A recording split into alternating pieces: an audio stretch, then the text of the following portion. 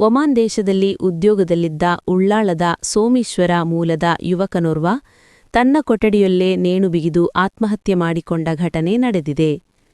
ತಾನು ಪ್ರೀತಿಸುತ್ತಿದ್ದ ಹುಡುಗಿ 4 ವರ್ಷಗಳ ಪ್ರೀತಿಯನ್ನ ನಿರಾಕರಿಸಿದ್ದಕ್ಕೆ ಮನನೊಂದು ಯುವಕ ಆತ್ಮಹತ್ಯೆಗೈದಿರುವುದಾಗಿ ತಿಳಿದುಬಂದಿದೆ. ಮೃತರನ್ನು ಉಳ್ಳಾಳದ ಸೋಮೇಶ್ವರ ನಿವಾಸಿಗಳಾದ ಚಂದ್ರ ಮತ್ತು ದೀಪಾ ದಂಪತಿಯ ಹಿರಿಯ ಪುತ್ರ ಪುನೀತ್ ಪೂಜಾರಿ ಎಂದು ಗುರುತಿಸಲಾಗಿದೆ. ಪುನೀತ್ ಕಳೆದ 1.5 ವರ್ಷಗಳಿಂದ ಒಮಾನ್ನಲ್ಲಿ ಕೆಲಸ ಮಾಡುತ್ತಿದ್ದಾರೆ. ಪುನೀತ್ ಕಳೆದ 4 ವರ್ಷಗಳಿಂದ ಮಂಗಳೂರಿನ ಉರ್ವಾ ನಿವಾಸಿ ಯುವತಿಯೋರ್ವಳನ್ನು ಪ್ರೀತಿಸುತ್ತಿದ್ದರು.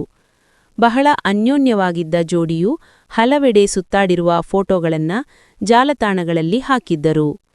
ಇತ್ತೀಚಿನ ದಿನಗಳಲ್ಲಿ ಯುವತಿ ಪುನೀತ್ ಫೋನ್ ಕರೆಗಳನ್ನು ಸ್ವೀಕರಿಸದೆ, ಸಂದೇಶಗಳಿಗೂ ಪ್ರತಿಕ್ರಿಯೆ ನೀಡದೆ ಪ್ರೀತಿಯನ್ನ ನಿರಾಕರಿಸುತ್ತಿದ್ದಳೆನ್ನಲಾಗಿದೆ.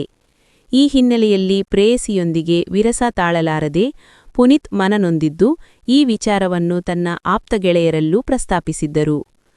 ಪ್ರೀತಿ ನಿರಾಕರಣೆಯಿಂದ ಮನನೊಂದಿದ್ದ ಪುನೀತ್ ಸಾಮಾಜಿಕ ಜಾಲತಾಣದಲ್ಲಿ ಲೈವ್ ವಿಡಿಯೋ ಮಾಡಿ ತನ್ನ ಕೊಠಡಿಯಲ್ಲೇ ನೇಣು ಬಿಗಿದು ಆತ್ಮಹತ್ಯೆ ಮಾಡಿಕೊಂಡಿದ್ದಾರೆ. ಮಧ್ಯಪ್ರಾಚ್ಯದಲ್ಲಿ ಸದ್ಯ ಇರುವ ಅಶಾಂತ ಪರಿಸ್ಥಿತಿಯಿಂದಾಗಿ ಒಮಾನ್ನ ಕಾನೂನು ಪ್ರಕ್ರಿಯೆಗಳಿಗೆ ಹೆಚ್ಚಿನ ಸಮಯ ತಗುಲುವ ಸಾಧ್ಯತೆಯಿದ್ದು, ಈ ಕಾರಣದಿಂದ ಮೃತದೇಹವನ್ನು ಭಾರತಕ್ಕೆ ತರಲು ವಿಳಂಬವಾಗುವ ಸಾಧ್ಯತೆಯಿದೆ.